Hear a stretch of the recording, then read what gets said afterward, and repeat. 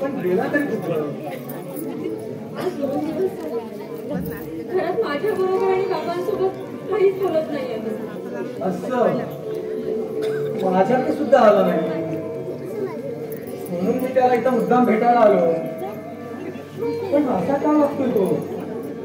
काय झालंय काय असं? बाबा रागवले त्याच्यावर. त्याने पैसे मागितले बाबा. किती पैसे हवे होते त्याला? 35,000.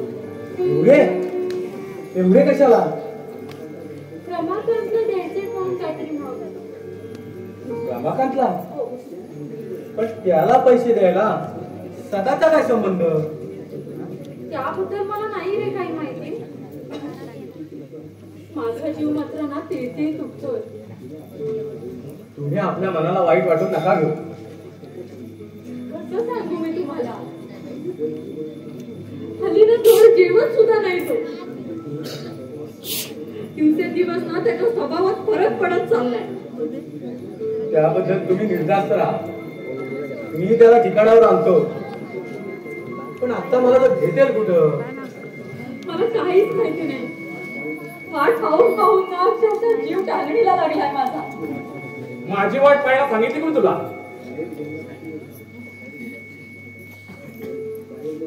बाहेर गेलास तर किती वेळ झाला? जास्त वेळ तू बाहेर राहिलास की माझा जीव इथं लागत नाहीये माहिती आहे ना तुला? माझ्यासाठी कुणी जीव देऊ नका. माझा मी समर्थ आहे. काय रे? अरे तुझं काय आटाविटा सगळं काय? ताई तुम्ही आज जा भाऊ. तो बाहेरून आलाय गरम होऊन. मी त्याला ठिकाणावर आणतो. जा तुम्ही. ही मला काय समजते हेच कळत नाही. अरे तू स्वतःला काय समजतो? आणि हल्ली तुला झालंय तरी काय? दिवसेंदिवस भागत चाललायस. मी झाला मी असा का वागतो हे मला सुद्धा कळत नाही. आणि कळणार नाही. कारण मी एका मित्राला शब्द दिला होता. पण तो शब्दाचा मागे कसा घेऊ? कुणाबद्दल? रमाकांतबद्दल बोलतोस तू? बोल. खरं त्याच्यावर फार मोठं संकट येऊन भरला आहे. तो 1 महिन्याच्या आत जर त्याने पैसे दिले नाही तर त्याच्याकडे जप्ती येणार नाही. पण एवढे पैसे मामा कसे देणार? मागताना तू थोडा विचार करायला हवा होता. रमाकांतचा तो कष्टी चेहरा पाहून माझ्या विचार चक्राचा राहडगाडगा बंद पडला. आणि त्या स्थितीत मी मामाला पैसे मागितले. पण मामाने पैसे दिले नाहीत. पुढे त्याच्या मोबदल्यात माझ्या श्रीमंता घडकवला. हे मामाने योग्य केलं का? जाऊ दे. अरे मोठी माणसं आहेत ती. त्यानंतर तू एवढं मनाला लावून नको घेऊ. खरं त्याने मानाने केली ती केली. शिवाय या रजनीनं माझं बोलणं हसण्यावर नेला. अरे मी माझ्या चेष्टेचा विषय झाला या घरात. जाऊ दे रे. अरे रमाकांत आपल्याला भेटेल का आता घरी? हो कदाचित घरी त्याच्याच बरोबर. किती खालावले आहे त्याची परिस्थिती. मनुष्य किती शक्तिमान असू द्या पण परिस्थिती पुढे त्याला नमावं लागतं. चल आपण रमाकांतला भेटू देऊ. हो सर.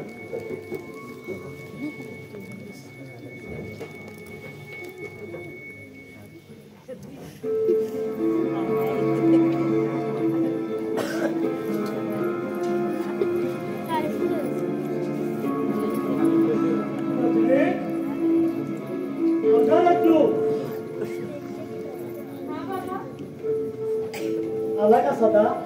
आला होता आता प्रताप कोणाला काय झालंय तेच कळत नाही. दिवसेंदिवस बरकत चाललाय. पण बाबा त्या दिवशी जर तुम्हाला त्याला पैसे द्यायचे नव्हते तर सरळ नाही सांगायचं होतं ना. त्याच्यावर हात उगारायची काय गरज होती? तुम्ही त्याच्यावरती हात उचलून ना आत्याच्या आत्म्याला दुःखी केले. तुम्हाला असं वाटत नाही का? चूक झाली खरी माझ्या हातून. त्यावेळी माझी मनस्थिती विचार करायला धजली नाही. कारण माधवनं सांगितल्या गोष्टी माझ्या मनावर चांगल्या ठसल्या होत्या. तुमचं ना मनच संशयी आहे. कशाला हात मारलीत मला? अगं तो पांडू काम करतोय ना, आणि हे बघ ती नवीन रोपं सुकून निघाली. त्या नवीन रोपाला तू पाणी लावून घे. बरं, मी येतो.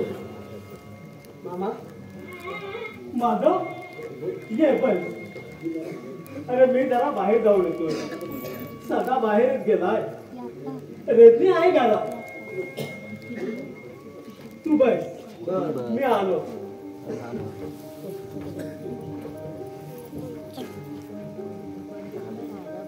अरे ये.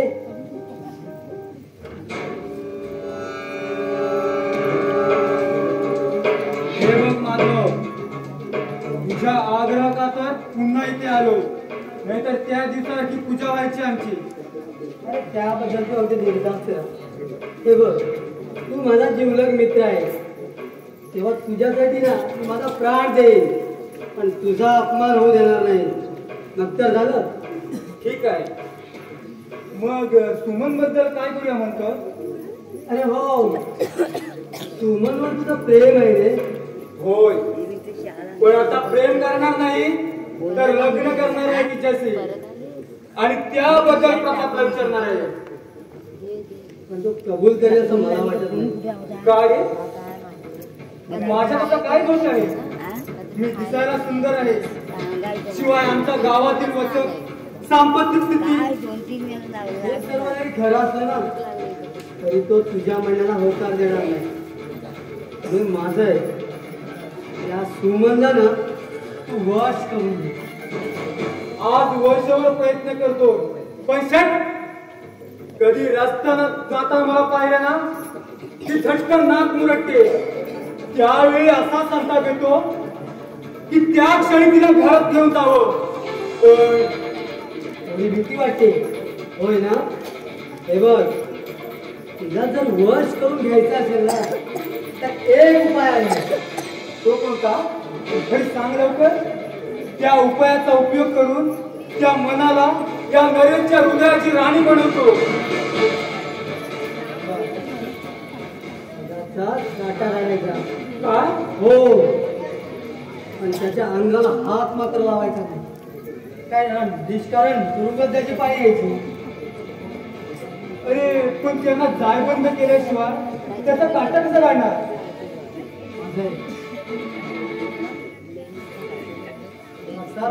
त्याची मैत्री तुटेल असं काय करतात. एकदा का त्या दोघात बिनसलं की मग सदा प्रतापच्या घरी जाण्याचा बंद होईल. आणि तो बंद झाला की मग तुझा कार्यभाग तुला सहज साध्य करता येईल. कारण प्रतापच्या घरी दुसरं कोण आहे? फक्त ती दोघं, बहीण भाऊ. कशी काय वाटली माझी आयडिया? खरं माधव, अरे फार तल्लक बुद्धीचा आहेस रे तू, नाहीतर आम्ही. अरे यामध्ये तुझ्यासारखा माझाही फायदा होणार आहे. तो कसा काय? सांगतोय. या मामांच्या रजनी बरोबर मला लग्न करायचंय. सदाच आणि प्रताप एकदा बिनसलं की मामाला सांगतो की सदाचे आणि सुमनचे अनैतिक संबंध होते म्हणून त्या दोघात भांडण झालं. आणि एवढं कळतात मामा आपली मुलगी सदाला न देता तुला देतील आणि सदाला घरावर काढतील. अगदी बरोबर. माझ्या आईच्या अपमानाची भरपाई मी अशा तऱ्हेने भरून काढणार आहे. बर, ते सगळं खरं आहे, पण सदा आणि प्रतापचं बिझनेसमॅन कसं? हो, तो पण एक प्रश्नच आहे.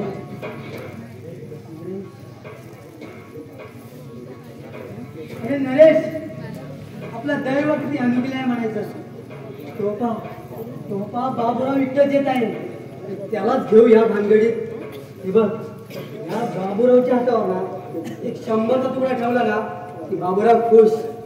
अरे दान करी काम, बिळबिळी करी सलाम. हो पाटील, वा माधवराव, हो बरेच दिवसांनी भेटलात आपण. हो बाबूराव, हो तुमचा पत्ता कुठे आहे? अहो कोण गिराईक भेटत का पाहत होतो. जरा गाव पाहता आम्ही. पण छे, तुमचा कुठं पत्ता असेल तेव्हा ना. हो गावच काय तर दारूचे कुठलेही पालते घेतले तिथं सुद्धा तुम्ही नाही, म्हणून आम्ही इथं आलो. मग काय बाबूराव, आज किती घेतली? पावशे की अर्धी? हो आज तसं खाली काय माझा. मग पिणार कुठून. तुम्हाला आता हवी का? माझे तर आम्ही देतो. हो देत असाल तो फारच उत्तम. पावशे हो मावशिराची काय वार्ता करता? एक बाटली देऊ, पण त्यापूर्वी आमचं एक काम करावं लागेल. हो काम करावं लागेल. कसलं कसलं काम. बाबूराव, असं गावण्याचं काही नाही. तुम्ही सहज कराल ते काम. आणि त्याबद्दल योग्य तो मोबदला देऊ आम्ही. हो कोणतं काम आहे ते तरी सांगा अगोदर. बाबूराव, काम असं आहे की प्रताप आणि सभा यात विकृष्ट येण्यासाठी एक युक्ती करावी लागेल. आणि त्याबद्दल योग्य तो मोबदला देऊ आम्ही. हो ते सर्व करायचं, पण नेमकं काय करायचं. पुन्हा तर ठारबीर मारायचं नाही ना. नाही, हे बघा, प्रतापला एक तांडा भेटा. त्याला सांगा, काल मी तुझ्या बहिणीला एवढंच सांगितलं ना की बस. मग काम सत्य म्हणून समजा. हो बाबूराव, ही गोष्ट आम्हा तिघांना नाही, चौथ्या कोणाला कळता कामा नाही. हो एवढंच ना. ऐकायच्यात आजच काम करू शकतो, पण त्यापूर्वी माझ्या कामगिरीबद्दल हो हातात हातात.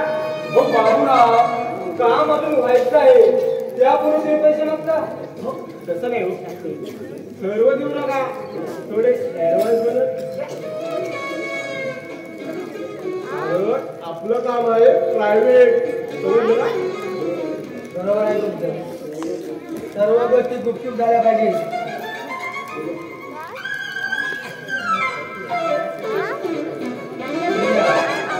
शंभर आहे. काम पत्ते झालं आणखी देऊ. झालं आपलं काम. अच्छा बाबूराव, येतो आम्ही. आता प्रताप भेटला की आमचं काम. हो झालं पण समजा. आज तुमचं काम केल्याशिवाय दुसरं कोणाचं काम सुद्धा करणार नाही. काम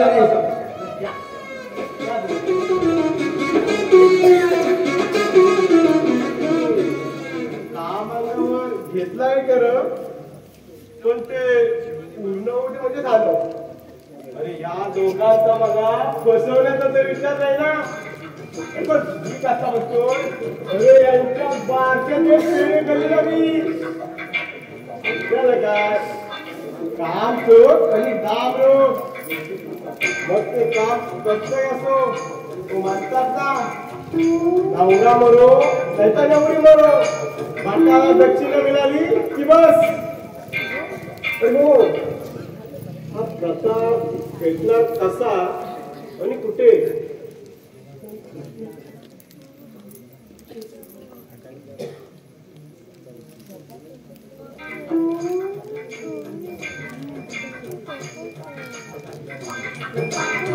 बाबूराव, हो कसला विचार करतात?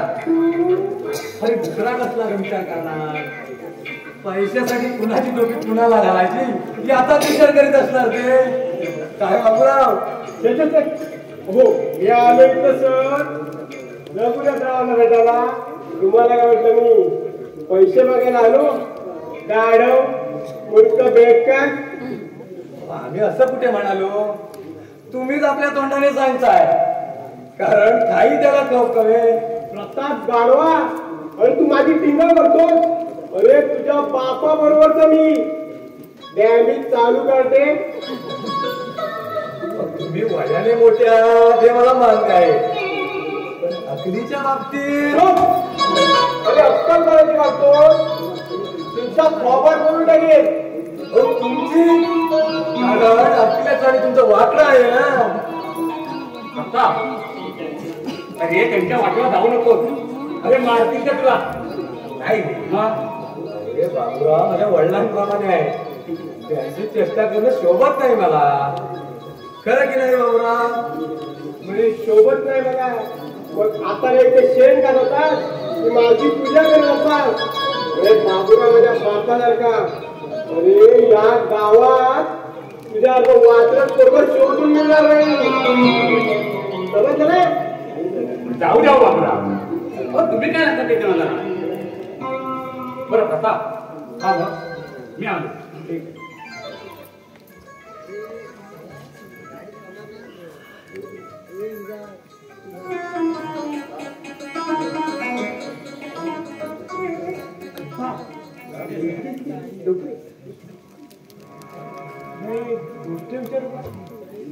विचारा की ती तुला पटणार नाही आणि तुझा विश्वासही बसणार नाही. तुम्ही काय बोलताय हे तुम्हाला तरी कळतंय का? सांगा तुम्ही काय ते. मी असं ऐकलंय की तुझ्या बहिणीबरोबर सदा लग्न करणार आहे. बाबूराव काय बोलताय तुम्ही? काय झोकून बिकून आलात की काय? अरे असं रागव नको. मी असं ऐकलं म्हणून तुला विचारलं. किंवा हे मला थोडं सुद्धा वाटत नव्हतं म्हणून अजूनपर्यंत तुला कधी विचारलं सुद्धा नाही. बघू मला सांग, पुढे बोला. काल तू कुठे गेला होतास? काल काल मी दिनू काकांच्या बरोबर बाजारात गेलो होतो, तर संध्याकाळीच परत आलो. पण का? तेव्हाच तेव्हाच तेव्हाच काय बाबूराव?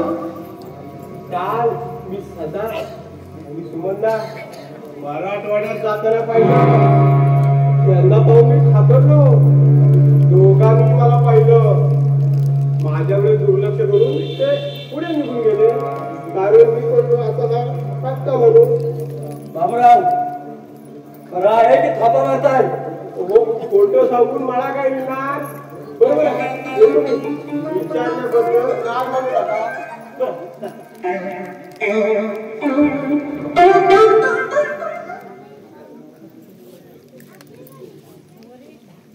बाबूरावाने जे सांगितलं ते खरं आहे की खोटं?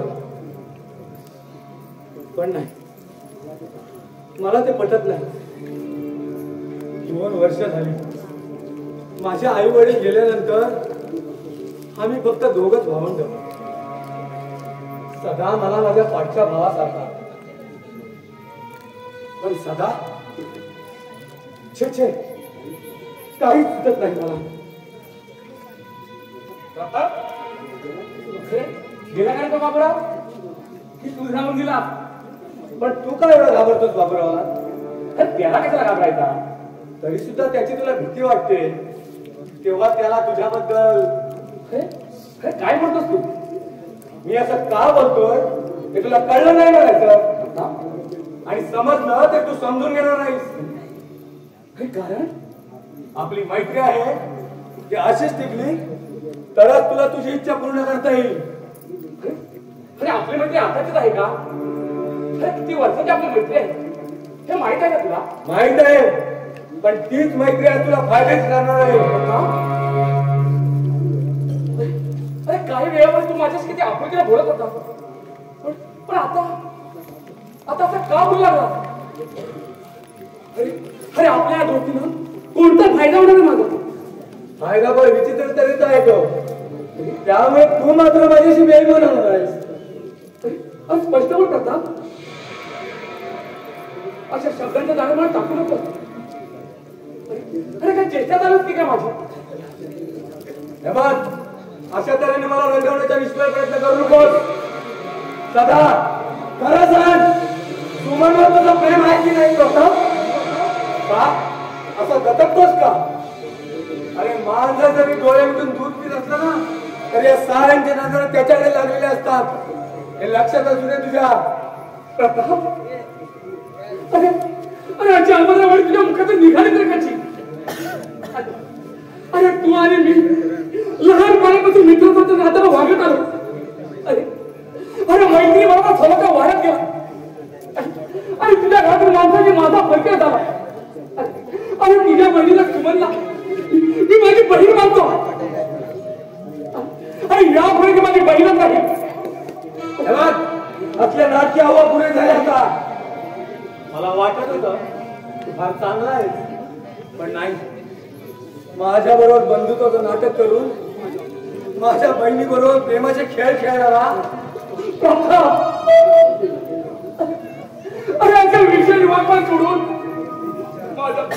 माझा विश्वामृताचं छाया करून जन्मत रे. अरे मी खात्रीला सांगतो सुमन बाबू कधी पापीवर पाहिलं तुला राहिले. शंकाचं तर तिला विचार. अरे तिला तर मी विचारणारच आहे पण त्यापूर्वी तुला विचारतोय काय काय हा माझ्यावर घालण्याचा आरोप? प्रतापाने तुला कसा समजावून सांगू मी? याच्या आता काही आवश्यकता नाही. सार काही ओळख नाही.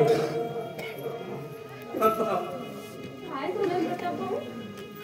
काय झालंय ते त्यालाच विचार. असं काय बोलताय भाऊ? काय झालंय मला सांगा.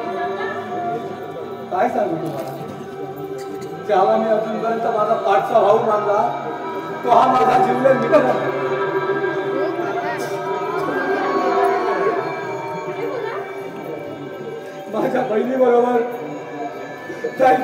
नाही ताई पुढे बोलवत नाही. मला घंटा भरून आलाय माझा. मला कसं तरी होतंय. बेईमान विश्वासघातक चला. हे खरं आहे का? अगं काय खरं आहे? इतका नाराज नाही कमी. आता जास्त बोलशील ना ते जीवच येईल तुला.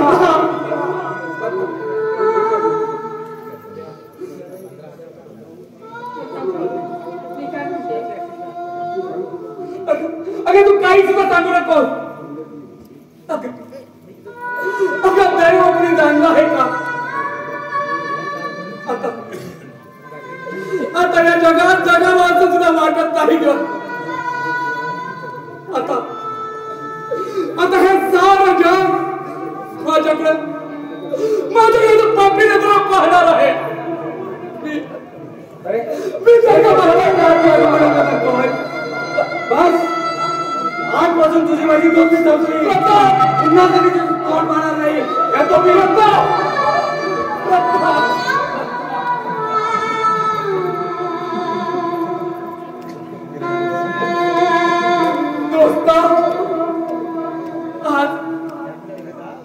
आज तू सुद्धा माझ्यावर फिरला. सारं जग तर फिरला तरी तू मला विसरणार नाही याची खात्री होती. पण तू सुद्धा मला नालायक ठरवलं. मला कुणासाठी आणि कशासाठी जगू मी?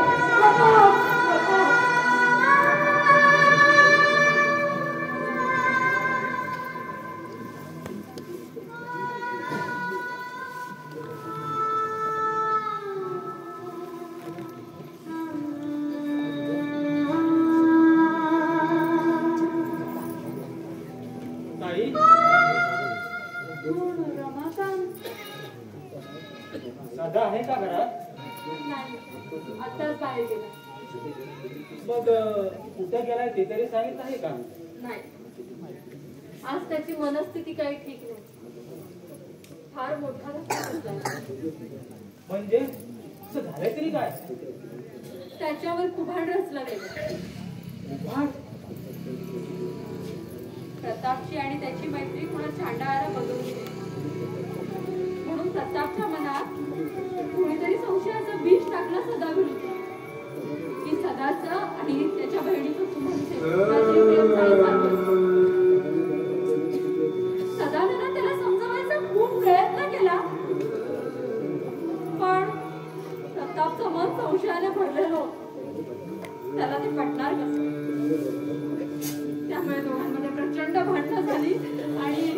यापुढे आपली काही मैत्री होणार नाही असं सांगून प्रताप तिथून निघून गेला. अरे रे, शेवटी जीवलग मैत्रीचा शेवट असा व्हावा. रजनी, प्रतापचं काय झालं ग? अगं मी त्याला रस्त्यात हाक मारली पण थांबला नाही तो. मामा, सदाकाळी त्याचं भांडण झालं. काय म्हणतोस त्या रमाकांत? पण असं झालं तरी काय? तुझ्या बहिणी बरोबर सदा प्रेम चाळे करतो असं प्रतापला कोणीतरी सांगितलं आणि त्यामुळे त्या दोघांचं भांडण झालं. ऐकलास रज्जू? स्वतःच्या जीवनात मित्राला धोका द्यायला या सदाला शरम नाही वाटत? बाबा तुम्हाला खरं वाटतंय हे? खरं नाही तर काय खोटं? मामा, हे खरं कशा होऊन? त्याला काही पुरावा आहे का? अरे पुरावा कशाला पाहिजे? निष्कारण सदाबरोबर भांडण करायला त्या प्रतापला काय वेळ लागणार? मामा, आता सदा कुठं गेला?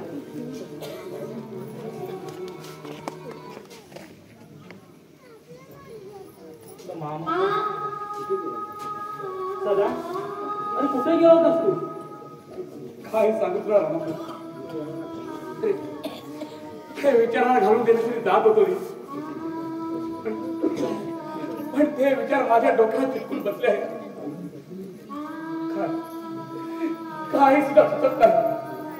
मला सांग, काही समजलं. ठीक झालं. अरे माझ्याकडून त्यातले गाणे शब्द सांगण्याची वेळ माझ्यावर आली नाही. हे नशीब माझं. अरे दैवा पुढे मला हात टेकण्याची पाळी आले. तिकडे तिकडे माझ्या जीवनात आणलं.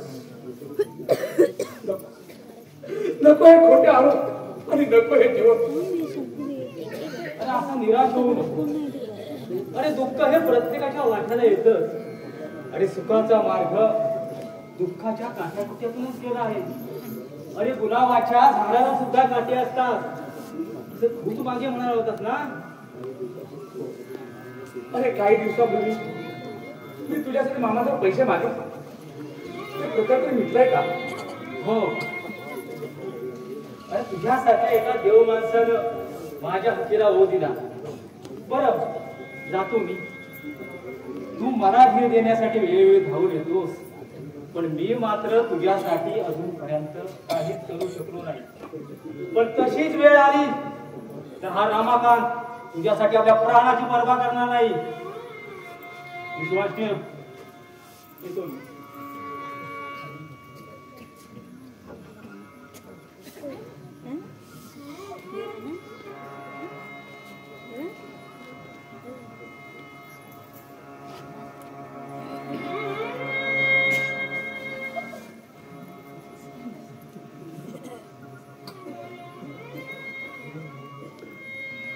काय रे, असं डोकं धरून बसायला काय झालं? नाही, सहजच बसलो होतो. तुम्ही कधी आलात? हा तुला दिसतो तेव्हा प्रतापचा आणि तुझा भांडण का झालं? बोलता बोलता तो चिडला. त्यामुळे त्याचं रूपांतर भांडणात झालं. विशेष असं काही झालं नाही. असं म्हणजे तू सांगतोस ते अगदी खरं आहे. खोटं कुठं लपत नाही ना?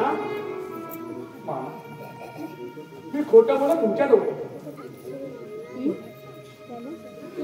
आईची शपथ घेऊन सांगतो. अहो, प्रतापने माझ्यावर केलेला आरोप साफ चुकीचे आहे. अरे कशाला त्या पवित्र देवीच्या नावाचा उच्चार तुझ्या ह्या भरभंडेल्या जिभेतून करतो? माझी खात्री आहे प्रताप तसा उगाच कुणावर आरोप करणार नाही.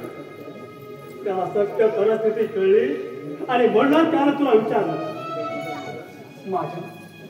माझ्यावर तुमचा सुद्धा विश्वास नाही मामा. अजूनपर्यंत तुझ्यावर फार विश्वास होता, पण हल्ली ह्या तुझ्या विचित्र वागणुकीमुळे आणि बदलत्या स्वभावामुळे तो विश्वास नष्ट होत चालला. मामा, फक्त एकदा माझ्या विश्वास ठेवा. मी खात्रीने सांगतो, सुमनताई माझं प्रेम नाही. अहो, मी तिला माझी बहीण मानतो. हे तू म्हणतोस, पण बाहेर जा. जग काय बोलतं याची कल्पना आहे तुला? सारं जग तुला दोषी ठरवणार आहे. पण तू किती शब्द भराचा नाव बोललास तरी त्याचा काहीच उपयोग होणार नाही. आणि जीत तू होणार आहे तुझी. मी अपराधी नसताना माझी नावती करण्याचा ह्या जगाला काय अधिकार? तू मला सांगू नको. बाहेर जाय जगाला सांग. मग बघ तुला काय उत्तर मिळतं ते. अरे बेशरम माणसा, अरे मी अपराधीपणाचा नाट्य हा म्हणाला तुला काही कसं वाटत नाही. बंधुत्वाच्या नात्याने वागणाऱ्या मित्राच्या बहिणीबरोबर असे प्रेम झाले करताना तुला काहीच कसं वाटत नाही. मामा झालेला पुष्कळ झाला, पण या आपल्याला सहन होणार नाही.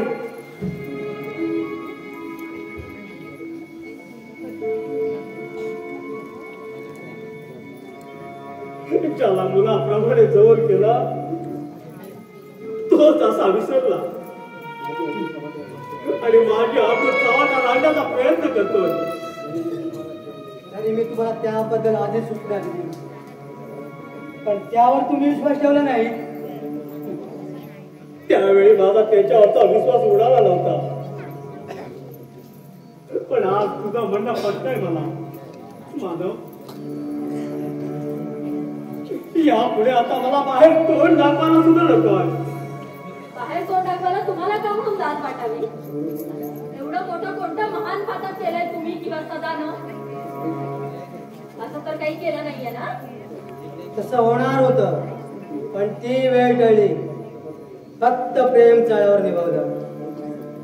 मग काय झालं रे त्या? प्रेम करणं हा माणसाचा स्वभाव धर्म आहे. प्रेम केलं म्हणून पाप केलं असं होत नाही ना. अगं आपण त्याला प्रेम म्हणू, परंतु जग काय म्हणेल, हा समाज काय म्हणेल याचा विचार केलास तू? जग काय वाटेल ते म्हणे. आपण जगाची पर्वा कराच कशाला? प्रत्येक माणसानं स्वतःच्या कर्तव्यापासून घडू नये. तुझं म्हणणं जरी खरं असलं ना, तरी जगाचा उघडलेलं तोंड बंद करणं फार कठीण काम आहे. कारण सदाच्या नीच कृत्याच्या प्रदर्शन थोड्याच दिवसांनी दिसणार होतं जगाला. मग माधव, मी आता काय करू रे? तुम्हाला जर तुमची अवयव असेल तर त्याला जगातून बाहेर काढा. काय बाहेर काढू? पण कसं शक्य आहे? नाही, पण या गोष्टीचा विचार करायला हवा.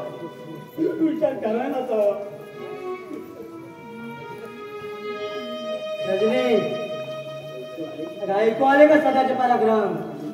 तुम्ही सर्वांनी किती पण माझ्या मनात हात पकडण्याचा विचार केलात ना, तरी माझं मन मला अजूनही ग्वाही देत आहे की सदा निर्दोष आहे. तुला तसं वाटणारच, कारण थोड्याच दिवसात तुम्ही दोघं पतिपत्नी होणार होतात ना. होणार होतो नाही, होणारच आहोत. त्याच्याबरोबर जन्माची गाठ बांधणार आहे आणि माझ्या जीवनाची वाट चालणार आहे. त्याच वाटेवर काटे पसरलेले आहेत हे लक्षात असू द्या. त्या वाटेवरती काटे पसरलेले असू दे नाही तर फुल पसरलेली असू दे, मी माझ्या विषयापासून खेळणार नाही. रजनी, सदाबरोबर लग्न करून तू सुखी होशील असं मला वाटत नाही. तो पापी असत ना, तो कसाही असत, त्याच्याशी तुला काय करायचं? हेही खरंच आहे म्हणा, पण काय? त्याच्याबरोबर लग्न करून तुला पश्चातापाची वेळ येऊ नये म्हणून सांगतो. त्याच्याबरोबर लग्न करण्याचा वेळ डोक्यातून काढून टाक.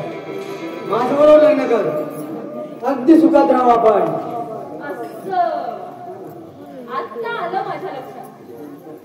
तुझा विचार असा आहे तर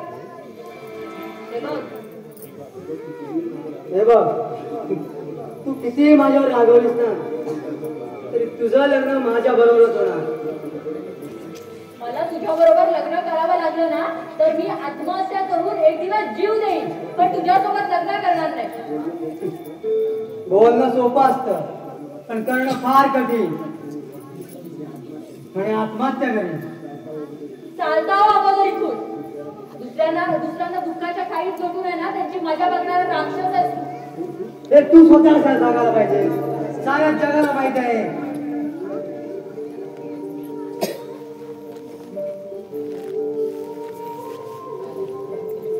काय आता कष्टी का? काही नाही.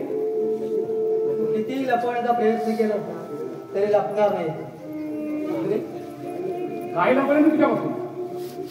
मला माहित आहे ते. असं काय केलं मी? ते मला विचारू नकोस. बाहेर जा आणि लोक काय बोलतात ते. आत्ता आला माझ्या लक्षात. मी प्रतापच्या बहिणीवर प्रेम काय करतो असं म्हणायचं तुला? मीच कशाला म्हणायला पाहिजे. सारा गाव म्हणतोय असं. कारण गावातील बहुतेकाने पाहिले तुम्हाला म्हणा. मग काय जात्या? काय झालं? काही झालं नाही. कदाचित होण्याच्या बेतात असेल. पण मामांची मात्र आबरू जाणार आहे यात शंकाच नाही. नाहीतर आता शिल्लक राहिले आहेस कुठं? चालले हळूहळू संत गतीने. माधव, आधीच भडकलेल्या माझ्या मनाला आणखी भडकवण्याचा प्रयत्न करू नको. याचे परिणाम चांगले होणार नाही. असं म्हणजे एवढी घमंड आहे तर? अरे कुणाला घमेल आहे ती दिसतेच आहे. नालायक माणसा दिसायची ना तू दिवसेंदिवस नालायक बनू लागला आहे. मी तसा असेल पण तू किती सज्जन आहेस ना ते सुद्धा कळून चुकलंय मला. आणि थोड्या दिवसांनी त्यात दिसणार आहे जगाला. अरे पैशाची धुंदी तुझ्या डोळ्यावर चढली आहे त्यामुळे आपला सारा जग पापी दिसू लागला आहे. पण तू मात्र स्वतः सज्जन समजू लागला आहे. वा वा तत्वज्ञानाचे जरी तुला चांगले देत आहे ना तरी बरं दुसऱ्याच्या अन्नावर जगतोय. दुसऱ्या कोणाच्या अन्नावर जगत नाही मी माझ्या मामांकडे आहे. मला त्यांचा आधार आहे. तोपर्यंत तुझ्यासाठी तुला विचारतोय कोण? तोच आधाराचा तुटणार आहे. माधव, कारण त्या आधाराला तूच नामशेष करणार आहे.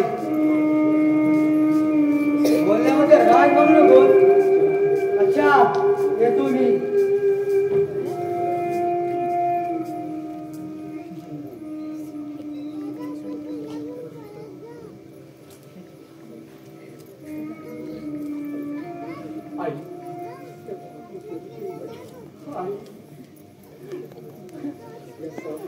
या पापी शौचाई जगात या आवागी लेकरं एकटा टाकून तू निघून गेली. सांग आई का गेली? आता मला या जगात जगाचं कंटाळा आलाय. आई आई आता मला जगायचंच नाही ना. जगायची इच्छाच नाही.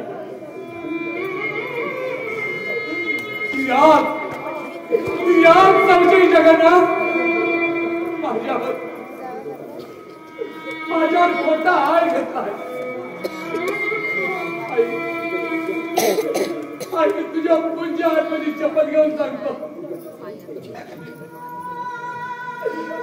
तसं खरंच काही केलं नाही. अरे यापुढे कधी करणार नाही. अगं मी असा बदपैकी असेल तर तुला तरी वाटतं का? आज मला मामाने पापी ठरवलं. अगं मग हे जग सहज बघणार. मग तुझा काही आई काय कर काय कर. सर्वांनी विश्वासघात केला.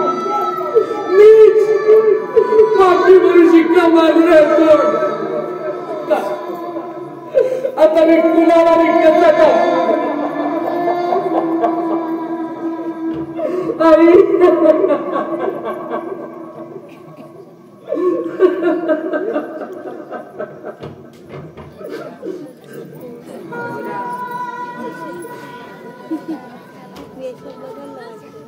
येणं समयेचा कोण कामाशी येतो बरोबर आहे कोण येतो कामाशी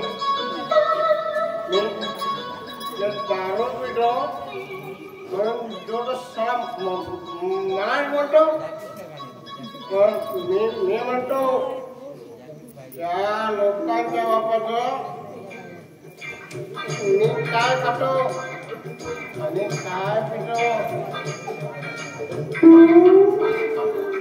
कोण सदा अरे तुला मी पाहिलंच नाही बरं झालं लागलं माझं तुझं काम आहे काय रे अरे बोलत का नाही अरे रागावलाच की काय दूर उभे राहून बोला आणि का तुमच्या कोंडाला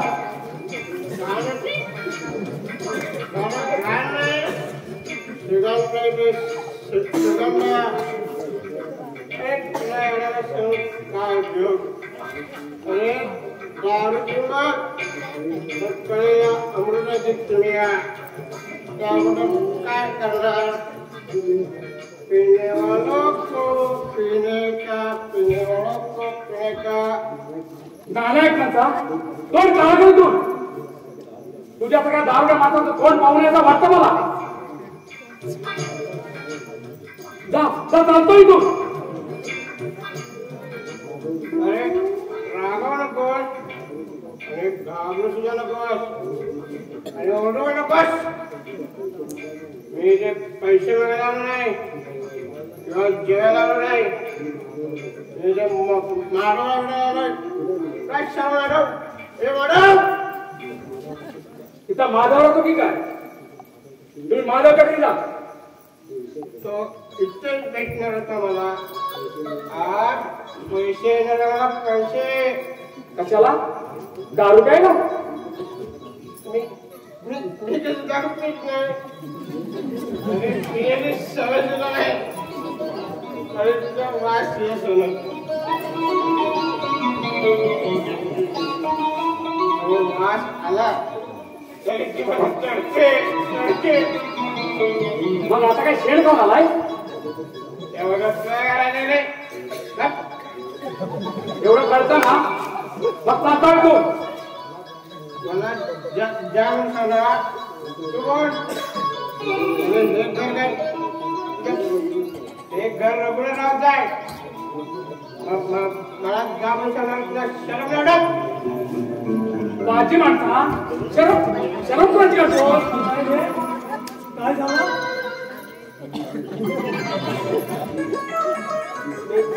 मी सांगतो रघुनाथराव आम्हाला चालता म्हणतो पण मी म्हणतो हा कोण मला त्यामुळे सांगणारा आणि हे घर त्याच्या बापाच आहे बापला करतो बरोबर बोलतोय तो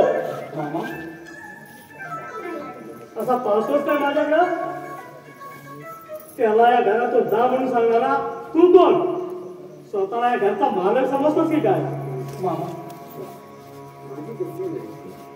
माझी कसली मालकी आहे या घरावर तुमच्या मायेच्या सवयीत वाढली तुम्ही होता म्हणून जगलो मामा बापरा बोलल्याबद्दल क्षमा करा अरे आता कसं सुद्धा असते अरे माझी मैत्री कृष्णा आणि सुधा माझी काय रे रघुनाथराव अरे मंगडीला मोठ्या गेलो मी मोठ्या बरं बरं आता तुम्ही इथून चाला ना का बघू कुणाची हो हो हो तुम्हाला चला निघा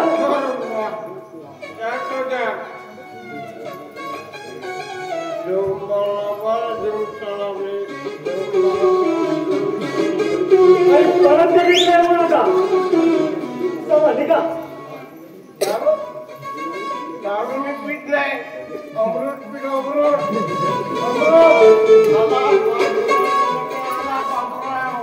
चल निघ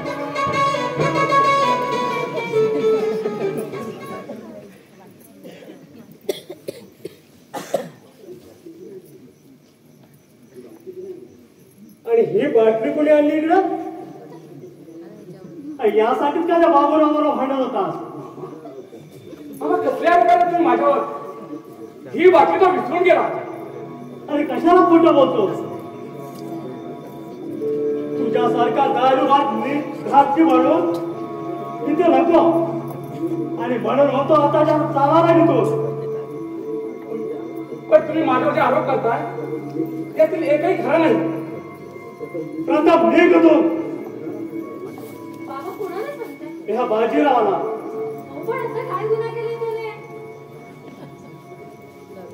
माझ्या नावाला कलंक लावला त्याने.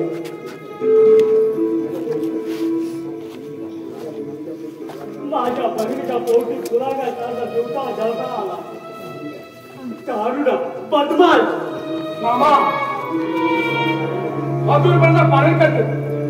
आईचे भाऊ आणि सारं सहन करतो. पण यापुढे जर नाव घालून माझ्यावर करा तर काय करशील? नाता विसरावं लागेल मला. काय बोलतोय तू? जरा विचार करून बोल.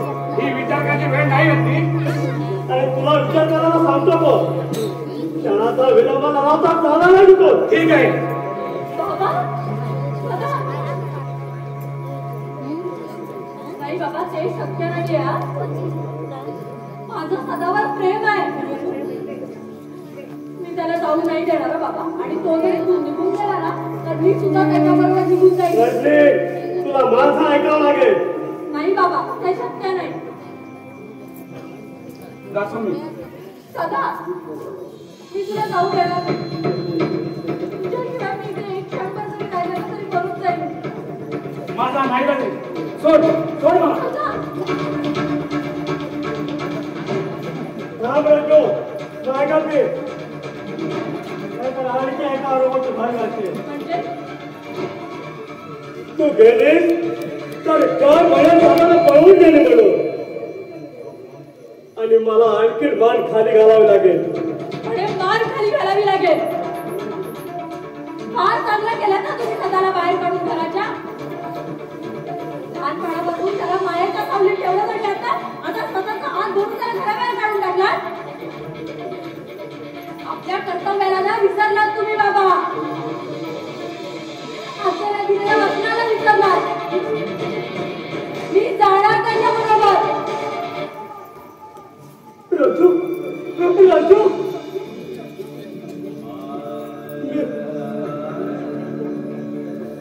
मी विश्वासघात केला. माझ्या मुलीला माझ्या रागात पडून सदा म्हणून जाण्याचा निर्णय घ्यावा. आणि माझ्या तोंडात तुझ्याला त्या सदाला जागा करून द्यावी.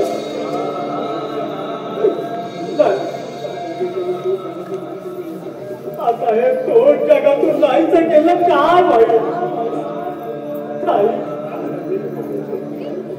तुला दिलेलं वचन माझ्या आयुष्यात पुढे करू शकतो नाही. सदाला मी घरातून बाहेर काढला. रंजू मला सोडून जाण्याचा निर्णय घेतला. आता मला इथं राहून काय करायचं आहे? सदा राजूचा या संपत्तीचा वाटत हो. काय वजाली लक्ष्मी, काय